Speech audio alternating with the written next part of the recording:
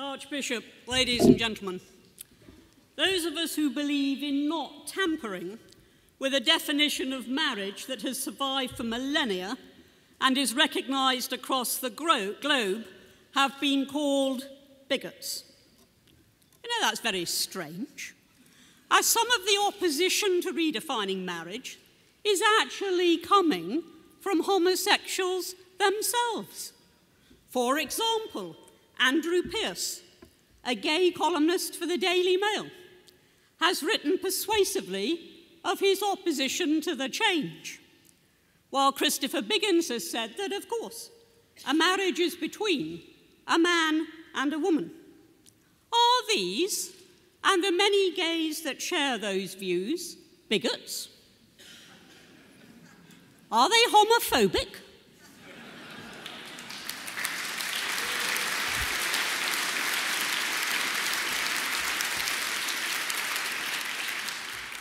Or are they simply articulating a recognition that redefining marriage is wrong? As has been pointed out many times, redefining marriage will not give gays a single right which they do not already have in civil partnerships.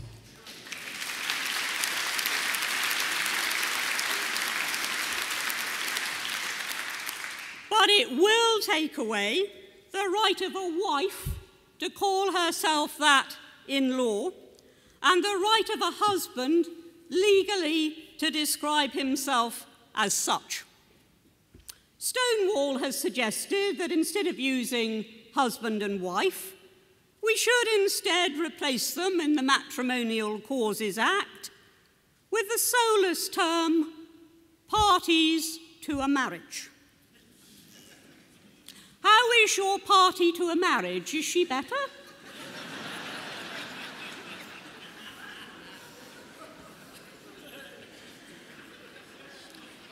And as the Archbishop has pointed out, that will be capable of extremely wide interpretation. And as Colin Hart pointed out, is already being widely interpreted in other countries which have gone down this route. For how many parties to a marriage can you end up with if that is your definition? The word marriage appears over 3,000 times in UK legislation. The word husband, 1,000 times. Wife, about 900 times. And the phrase husband and wife, some 350 times. So any change is unlikely to be a simple matter. It's likely to take up rather a lot of time. And many of us would say we've got plenty to do without that.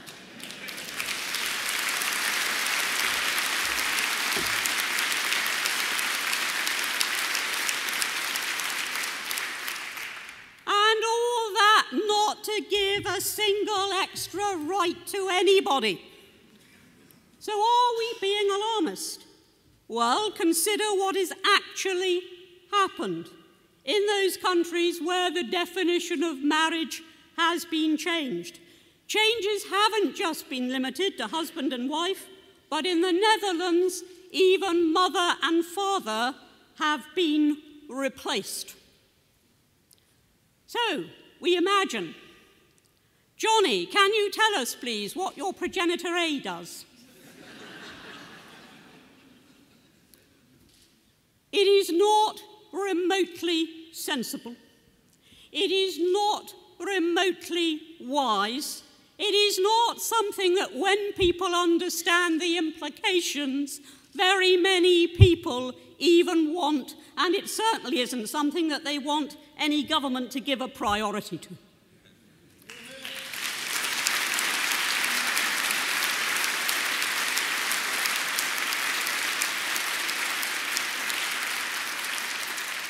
Is it bigoted to question the wisdom of that? Is it bigoted to recognise that the complementarity of a man and a woman in a union open to procreation is unique and cannot be replicated by other unions.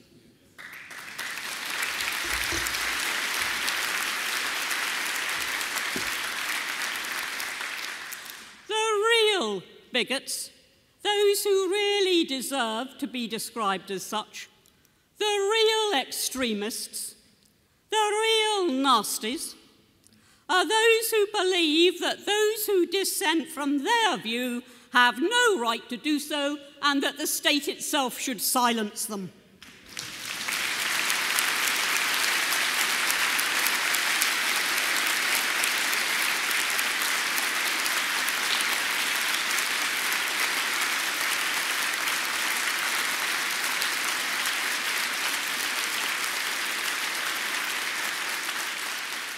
No society can be free without the freedom to dissent, and no democracy real without the recognition of a plurality of views. Yet hear what the leading human rights lawyer, Aidan O'Neill QC, has to say about that precious freedom, should this measure actually be passed into law. Hear it, David Cameron, and tell me how a party devoted to freedom, a party that has always opposed oppression and the power of the state over the individual, can even contemplate creating such a Britain. Here is the picture, and it's only a very small portion of the picture, that Aidan O'Neill, QC, human rights lawyer, actually paints. Consider the position of an NHS chaplain who is also a vicar, and he preaches in his own parish that marriage is only possible between a man and a woman. He can actually be sacked as an NHS chaplain. Consider a teacher who does not want to teach gay marriage. That is not, she doesn't want to teach tolerance, she doesn't want to teach marriage. She can face dismissal. A couple applying to be foster carers happen to say to the social worker that they're doing this because they believe that every child has the right to be brought up in a stable union with a mum and dad where possible. And on hearing this, they're immediately asked if they support gay marriage. The couple say no. May not be a matter of faith, because for a lot of people it isn't. They just say no. The opinion of Aidan O'Neill is that a local authority would have legitimate grounds for refusing that couple as foster parents. Consider the use of public facilities. A church hires a council-owned community centre each week for the use of its youth club. The church website states that it will only conduct opposite-sex marriages. So someone complains to the council, and no, the church can't be forced to carry out gay weddings, but it can be told that it may no longer use the community centre. And then consider, as we already have, the position of the established church, the Church of England, for the establishment of which I, though a Roman Catholic, would die in a ditch. I sometimes think that the people I wouldn't find in the ditch beside me are the hierarchy of the Church of England.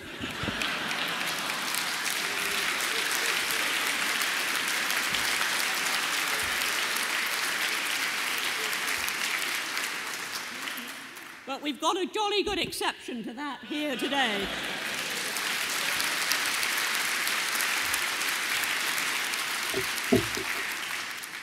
The position of the Church of England, being the established church, is that it must marry those who require it and against whom there is no lawful impediment.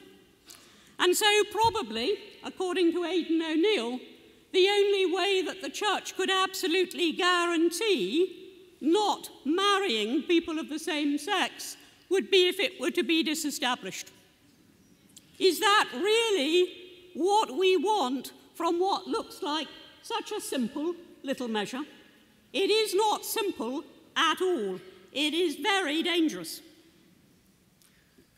I know you, David Cameron, and I know that this is not the sort of Britain that you want. So drop this measure now.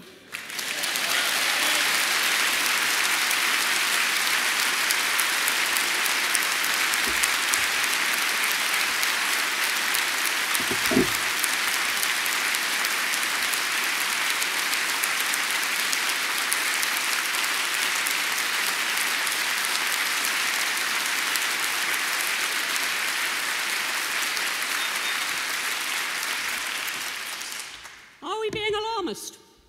Well, consider what has happened already in this country before we've even got the measure through.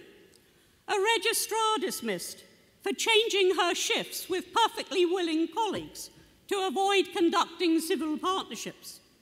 Christian bed and breakfast owners taken to court for refusing a double bed under their own roof to homosexuals, despite having exactly the same policy towards unmarried heterosexuals.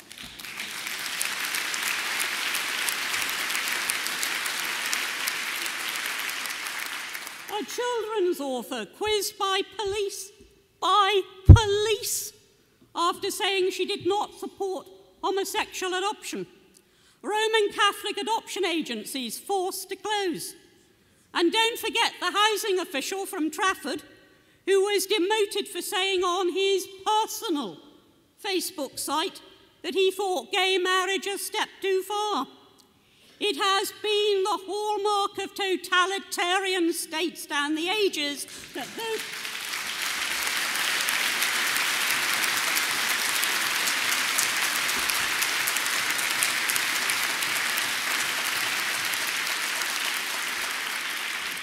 Is that how we really want Britain to look in the 21st century? Is that really the vision of the Conservative Party? That nobody who believes in a definition of marriage honoured in the overwhelming majority of the world, regardless of the prevailing creed or the prevailing political system, shall be able to be a printer, a website designer, a guest house owner, a teacher, a housing official, a registrar, an NHS chaplain, an adoption worker, a foster carer, to name just a few of those that will be affected. Of course, as I once pointed out in the House of Commons, MPs are free to speak their minds.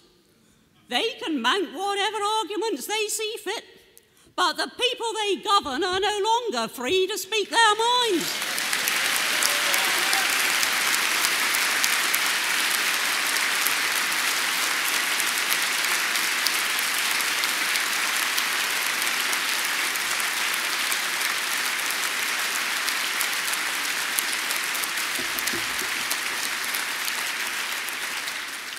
What sort of equality is that? But when the gags are taken off by the anonymity of opinion polls, the public speaks loudly and clearly. In a recent poll, 86% said that it is possible to be tolerant of the rights of others and protective of traditional marriage at the same time.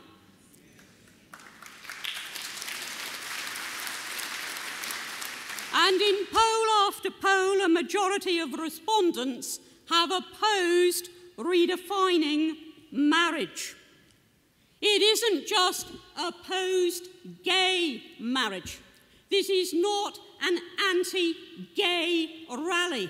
It is defining marriage full stop.